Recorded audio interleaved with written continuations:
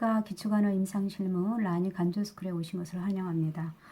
오늘 또 계속 이제 마지막 2021년 하반기 간호조무사 국가시험 86번부터 100번까지 한번 풀어보도록 하겠습니다. 첫 번째 문제를 보시면 다음에서 설명하는 운동의 종류는 이라고 했네요.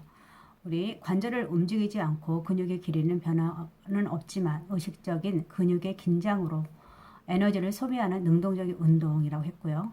다리에 석고붕대나 견인을 적용한 환자가 근육을 몇 초간 쥐었다가 이완함으로써 손상된 다리의 근육을 유지하는 운동이라고 했네요. 석고붕대 견인을 적용한 환자, 그러니까 관절을 움직이면 안 되죠. 그렇기 때문에 여기서 우리는 딱 이것만 봐도 등척성 운동이라는 걸 알 수 있습니다. 그래서 등척성 운동이라는 것은 그렇죠. 아까 위에 설명한 거죠. 운전을 움직이지 않고 근육의 길이라든지 뭐 변화는 없죠. 의식적인 근육을 긴장으로 에너지를 소비하는 능동적인 운동이라고 했습니다. 그리고 어떤 경우에 물건을 들고 있을 경우에 다리에 힘을 준다든지 벽을 밀 때에도 다리 근육 쪽에 힘을 준다든지 골다공증 환자가 첫 번째로 근육 수축 운동 먼저 등장성 운동을 하기 전에 먼저 근육을 단련시킨 다음에 할 수 있도록 의사 선생님들이 추천하는 운동입니다. 그래서 여기서 등척성 운동이고요. 그 다음에 등정성 운동이라는 것은 관절이 움직이게 되면 근육의 길이도 변하죠. 그리고 근육에 걸리는 장력의 힘은 변하지 않습니다. 그래서 우리가 일상생활이나 신체 운동, 능동적 가동 범위 운동은 등장성 운동에 속하는데 보통 우리 수영이나 조깅, 자전거 타기 등이 있습니다. 그래서 여기서는 우리가 뭐냐면은 등척성 운동이 답이 되겠습니다. 87번 보시면 우리 수동적 관절 범위 운동을 도울 때 주의할 사항은 이라고 했네요. 침상 커튼을 걷고 시행한다. 빠르고 강한 힘을 운동시킨다. 운동시킬 관절 옆에 가까이 선다. 관절 가동 범위를 초과하여 운동시킨다. 각 관절마다 일에 40분 이상 운동시킨다 라고 했는데 여기에서의 답은 운동시킬 때 관절 옆에 가까이 설 수 있도록 하는 것이 답이고요. 그죠? 그리고 여기 보시면 수동적 관절 범위를 할 때는 스스로 움직일 수 없나 지금 장기 와상 상태로 있다든지 그런 환자들에게 관절성을 가동성 유지하고 경축을 예방하는 데 그 목적이 있습니다. 그리고 관절에 부종이 있거나 염증이 있거든 관절 주위 근골격계 손상을 의심할 수 있고요. 그래서 그런 경우는 실시하지 않고 환자에게 적절한 관절 운동 범위를 간호사와 상의해서 할 수 있도록 하는 것이 좋습니다. 그리고 무리하게 하지 않도록 하고 정도의 환자가 움직일 수 있는 정도의 운동 범위 이상으로 무리하게 움직이지 않도록 하는 것이 좋고 그리고 경축이라든지 강직이 나타나게 되면 압력을 골고루 주고 천천히 다시 운동을 계속할 수 있고요. 그리고 관절에 따라서 3회씩 3번씩 반복 운동하고요. 3번씩 반복 운동하고 그 다음 보통 한 번에 5분에서 10분 이상을 넘지 않도록 하는 것이 좋습니다. 네. 그리고 한쪽 끝부분을 끝낸 다음에 다른 쪽 부분을 운동시키도록 하는 것이 좋고요. 그래서 여기서는 3번이 답이 되겠네요. 88번 보시겠습니다. 오른쪽 편마비 환자를 침대에서 윌체어로 옮기려고 할 때 윌체어의 위치로 오른 것은 오른쪽 편마비 대상자네요. 그러면 우리는 어느 쪽으로 서야 됩니까? 우리가 윌체어 당연히 간호조무사는 왼쪽 건강한 쪽에 서도록 하고 그리고 그런다면은 거기 윌체어도 건강한 쪽에 놔야 되겠죠. 그래서 여기서 보시면 오른쪽에 있는 것은 다 아니겠네요. 그렇죠? 여기 색깔로 명암이 되는 게 이거는 좀 가능하고요. 이것도 가능하고 그 다음에 이건 아니고 이것도 아니고 이것도 아닙니다. 그럼 1번하고 2번하고 싸움이네요. 그래서 우리가 보통 윌체어 위치는 30에서 45도 각도라고 했습니다. 그렇기 때문에 1번이 답이 되겠네요. 네. 89번 보겠습니다. 자균 공부함을 검진하기 위해서 내원한 대상자가 취하도록 해야 할 체인은 이라고 했네요. 치기는 우리가 엎드려 옆으로 누운서 외측의 둔부라든지 무릎 관절, 어깨를 굴곡시키는 자세고요. 휴식이나 수면할 때 가장 편한 체이고 그 다음에 반자이 같은 경우는 우리가 주로 호흡곤란 환자라든지 아니면 우리 검사에서 복부 천절할 때도 해야 되고 우리 반자의 체위를 했고요.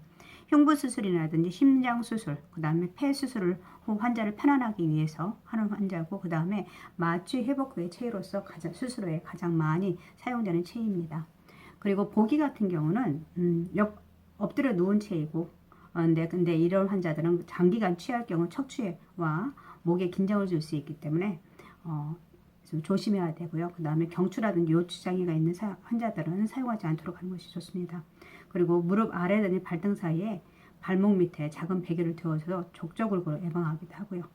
그래서 이렇게 해주시면 되고, 그 다음에 앙화이죠. 앙화의 가장 기본이 되는 체이고, 반듯하고 편안하게 누우는 자세, 그리고 남자의 인공도뇨 시에 사용할 수 있는 체이고요. 절석이는 뭐 우리가 알고 있는 이 답이죠. 여성 부인과 환자라든지 분만이나 부인과 환자라든지, 그 다음에 진료라든지 내전을 위해서, 그 다음에 회음부나 질 등의 생식기라든지 방광 검사할 때 사용합니다. 그래서 여기서 답은 5번이 되겠네요. 그 다음 90번에 보시면 입원 환자의 낙상을 예방하기 위한 방법으로 옳은 것은 침대 난간을 내려둔다. 아니죠. 올려줘야 되고, 병실 바닥에 전선을 정리한다. 그렇죠. 병실 바닥에 흐트러진 것들라든지 있으면 걸릴 수가 있기 때문에 이거 정리하는 거 좋고요. 침대 높이를 최대한 낮게 해줘야겠죠. 야간에는 병실 내 전체 조명을 소등한다라고 했는데, 야간에는 우리 조명등, 침대 위에 있는 야간등을 켜주시는 게 좋고요. 침대 바퀴는 잠궈서 풀어둔다라고 했는데 항상 잠궈둬야겠죠. 그래서 여기서는 2번이 답이 되었네요. 91번 온요법을 적용하는 목적은 혈관 점성의 증가, 혈액 수축의 증가, 그리고 근육 이완의 증가, 조직 대사 작용의 감소, 모세 혈관의 투과성이 감소한다고 했는데, 우리 보시면 온요법을 위해서 혈관 점성이 증가가 아니라 감소되겠죠. 그래서 혈행이 잘 좋아질 것이고 혈액순환이 좋고요. 혈액 수축의 증가가 아니라 수축이 증가하니 감소고, 그래서 혈관이 이완될 수 있고 근육 이완의 증가, 이거 맞죠? 조직 대사 작용이 감소가 아니라 증가되고요. 모사의 혈관 투과성이 증가됩니다. 이거 이외에는 다 냉요법을 사용했을 때 나타나는 증상이네요. 그죠? 92번 보시겠습니다. 제왕절개 수술이 예정된 환자의 수술 전 피부 소독을 위한 간호보조 활동으로 옳은 것은 손톱이 매니큐어는 남겨둔다. 털이 난 반대 방향으로 면도한다. 다른 환자에게 사용한 면도날로 물로 씻어서 재사용한다. 제모의 범위는 수술 부위를 좁게 정한다. 수술 부위보다 좁게 정한다. 제모제를 사용하기 전에 피부 민감성 반응을 확인한다. 답은 5번이죠. 손톱에 매니큐어 없애야 합니다. 그래서 우리가 거기서 산소 개치기를 당길 때문에 매니큐어 같은 거 하지 못하고요. 그리고 우리가 의사 선생님들이 마취과에서 우리가 청색증이라는 그런 걸 확인할 수 있을 때 이걸 하기 위해서 매니큐어는 남겨주지 않는 것이 좋고요. 털이 난 방향으로 면도를 해야 되고, 우리 면도날 같은 일회용을 사용하고 있습니다. 그리고 재사용하지 않고요. 제모 범위는 수술 부위보다 넓게 정해야 됩니다. 그래서 보통 우리가 복부 수술을 한다고 하면 상부의 유두선에서 그 다음에 서해부 중간까지 해주는 걸로 알고 있고요. 그렇게 해야 되고요. 그 다음에 제모제 사용하기 전에 피부의 민감성 해야 됩니다. 그리고 수술 전날 우리가 보통 금식을 해야 되죠. 밤 10시부터 수분이나 음식을 구강 섭취하는 것을 금하도록 교육해야 되고, 그리고 관장도 해야 되고요. 그리고 상모, 그 다음에 대화를 통해서 대상자가 갖는 불안감이라든지 긴장감을 해소할 수 있도록 도와줘야 되고, 그리고 IV, 정맥관 실시해야 되는데 18게이지 이상으로 해주셔야겠죠. 네, 그래서 여기서는 민감성 반응을 확인한다. 이게 답이 되겠네요. 그 다음에 93번 보시면 전신 마취하에 자궁 절제술 후 병실에 돌아온 환자의 무기폐를 예방하기 위한 간호 보조 활동으로 옳은 것은 침상 안정을 한다, 구강 간호를 한다, 수면을 격려한다, 심호흡을 격려한다, 회음부 간호이다. 답은 무엇입니까? 우리 수술 후 환자에게 간호의 가장 중요한 목적은 우리가 전신 마취를 했기 때문에 폐 기능이 회복하도록 도와주는 것입니다. 그래서 마취가 깨어나도록 돕고, 수술 후 합병증, 폐렴이라든지 무기폐 등을 예방하기 위해서 우리가 심호흡이라든지 객담을 벗어날 수 있도록 격려를 해줘야 됩니다. 그래서 답은 5번이 되겠네요.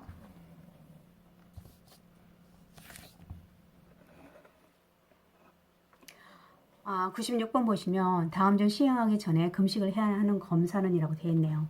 일반 대변 검사, 골밀도 검사, 그 다음에 24시간 소변 검사, 상부 위장관 촬영술, 단순 흉부 엑스레이선 검사. 우리 금식을 해야 되는 것 중에서는 위내시경 검사가 있죠. 그리고 기관지경 검사라든지 아니면 정맥 신호 촬영, 그리고 상부 위장관 촬영술이 있죠. 그리고 간기능 검사, 기초 신진 대사율 같은 것은 측정할 때는 다 반드시 금식을 요해야 되고요. 그리고 대변 검사라든지 뭐 24시간 소변 검사, 골밀도, 엑스레이선 검사 같은 경우는 금식이 필요하지 않습니다. 그래서 여기서는 상부 위장관 촬영술을 이렇게 봤고요.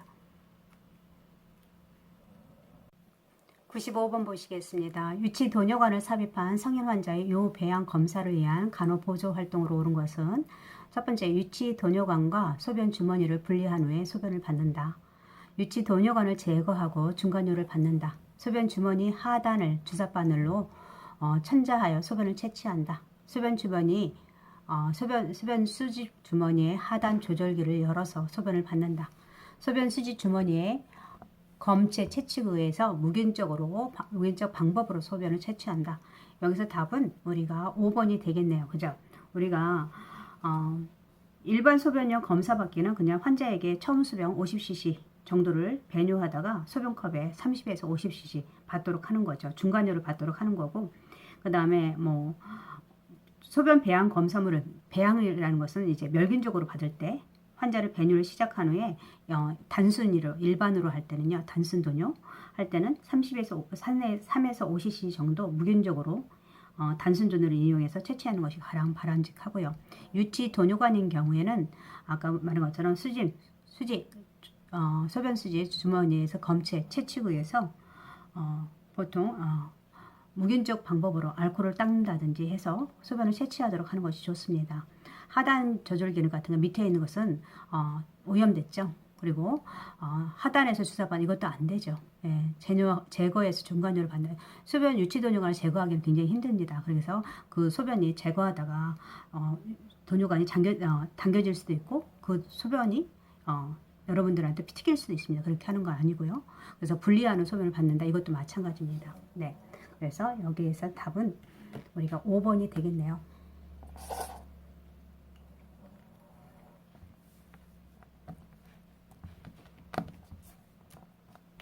96번 보시겠습니다.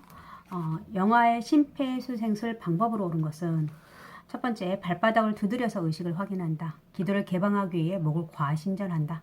가슴 압박은 한 손에 손바닥을 이용한다. 가슴 압박 속도는 분당 80회 미만으로 한다. 압박의 위치는, 가슴 압박 위치는 검살돌기 아랫부분이다 라고 했는데, 우리 영아에 보면은 먼저 아이한테 환자의 반응을 확인해야 됩니다. 반응을 할 때는 보통 발바닥을 두드려서 확인할 수 있도록 하고요. 그 다음에 흉부 압박, 기도 개방, 인공호흡, 심장 충격기를 사용하는 거 맞고요. 영아든 소아든 모두 흉부 압박을 30회 실시하고요. 그리고 인공호흡을 2회 실시합니다. 그래서 30대 2로 하는 거고, 그 다음에 아이들 같은 경우는 보통 가슴 압박 깊이는 영아 1세까지는 4cm, 소아나 7세까지는 2세에서 7세가 4cm에서 5cm, 성인은 5cm 깊이로 해야 되고요. 예, 분당은 보통 100회에서 120회로, 그 다음에 중단하는 시간은 10초 이내로 해야 됩니다. 그리고 우리가 보통 가슴 압박 중단할 때 최소한으로 10초 이내로 할 수 있도록 하고요. 그리고 가슴 압박 속도도 똑같이 해줘야 되고요. 예, 그래서 우리 아이들 같은 경우 소아나 아니면 2인일 때도 1인일 때도 30대 2를 해야 되고 2인일 때도 2인일 때는 15대 2로 해야 됩니다. 의료 제공제에 해당해서. 그래서 2인일 때는 15대 2가 맞습니다. 죄송합니다. 목소리가. 네, 그래서 여기서는 발바닥을 확인한다 라고 되어 있네요. 네. 97번을 보시겠습니다. 가장 높은 산소를 투여하기 위해 준비할 물품은 비강 캐뉼라, 비강 카레타, 벤츄리 마스크, 비제 호흡 마스크, 단순 안면 마스크라고 했는데, 가장 높은 농도를 산소를 투여할 수 있는 것은 마스크죠. 그래서 마스크의 종류에서도 우리 보면은 벤츄리 마스크 같은 경우는 보통 분당 4에서 15리터를 줄 수 있는데 대상자가 가질 수 있는 건 20에서 40% 정도입니다. 그리고 비제 호흡 마스크는 6에서 10분당 15리터를 줄 수 있고 60에서 100%까지 줄 수가 있습니다. 그래서 이게 답이 될 것 같고요. 단순 안면은 보통 분당 6에서 8리터, 보통 40에서 60% 정도 줄 수 있습니다. 이런 마스크 같은 거 사용할 때는 보통 고농도 산소를 투여하고 콧과 입 주변에 피부 자극이 될 수가 있습니다. 그래서 그거에 대해서 갈아주셔야 되고요. 그 다음에 비강 캐뉼라 같은 경우는 대상자에 적용하기 쉽고요. 대상자가 말하고 먹을 수 있고 편안하기 때문에 가장 많이 사용하는 방법입니다. 그래서 계속되는 비강 때문에 계속 비강을 삽입하고 있잖아요. 캐뉼라를. 그래서 이 비강 점막의 자극이라든지 건조 상태를 유발할 수 있기 때문에 적어도 6시간마다 배관을 깨끗하게 제거할 수 있도록 하고요. 그리고 외비공 같은 그 주위에 출혈 유무를 확인할 수 있도록 하는 것이 좋습니다. 그리고 환자에게 입을 다물고 숨을 쉬도록 해야 되고요. 그래서 여기서 농산소 가장 높은 농도의 산소를 투여할 수 있는 것은 비제 호흡 마스크 60에서 100% 정도 할 수 있고요. 그리고 벤츄리 마스크는 아까 24에서 40%였습니다. 단수는 보통 40에서 60%.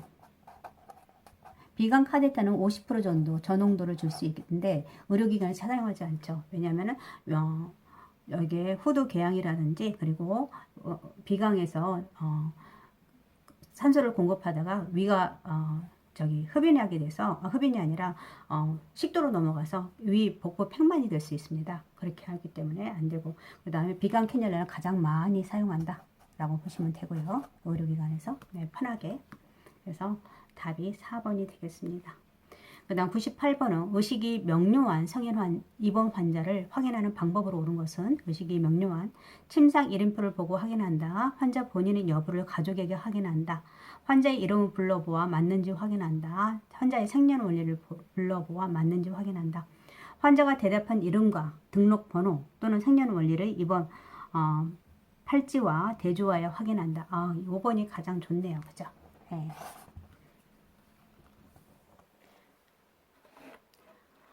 퇴원하는 환자에 대한 간호보조 활동으로 옳은 것은 면회 시간을 안내한다. 병원 시설을 안내한다. 귀중품 보관 안내, 외래 방문 일정을 안내하고 화장실 대피로를 안내한다.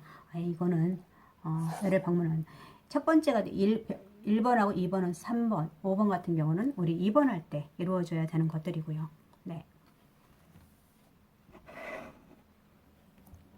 환자가 100번을 보시겠습니다. 환자가 저는 그 사람을 이해할 수 없어요 라고 이야기할 때 이에 대응하는 의사소통으로 옳은 것은 이제 그 이야기는 그만하시죠. 저라면 그냥 참겠어요. 당신은 이해심이 부족한 사람이군요. 지금 상황에 그런 생각은 전혀 도움이 되지 않습니다. 이해할 수 없다고 생각되는 부분을 말씀해 주실 수 있을까요? 라고 했네요. 여기서의 가장 치료적 의사소통에는 보통 5번이 되겠네요. 그죠? 예, 그래서 치료적 의사소통, 우리가 개방적 질문을 한다든지 대상자가 어떤 거에 대해서 평가를 격려할 수 있고요. 반영할 수 있고, 그 다음에 촉진, 지금 같은 경우는 촉진이죠. 환자의 특별히 생각이 지속되는 것을 격려하고 강화하기 위해서 몸동작이라든지 언어적 단서를 사용해서 할 수 있도록 하는 것. 그 다음에 탐색이 있습니다. 탐색도 있고 긍정적 강화도 있고 침묵이라든지 직명 같은 것을 사용할 수 있도록 하는 것이 좋습니다. 치료적 의사소통에는. 그래서 여기서는 5번이 되겠네요. 네, 오늘은 드디어 2021년 하반기 간호조무사 국가시험 문제풀이를 다 끝냈고요. 다음 시간부터는 각 단원별로 제가 생각하다고 중요하다고 생각하는 거, 출제 유형이 높은 것들에 대해서 가지고 와서 요점 정리를 하도록 하겠습니다. 그리고 거기에서 몇 문제 풀어보도록 하죠. 네, 오늘 함께 해주셔서 감사합니다.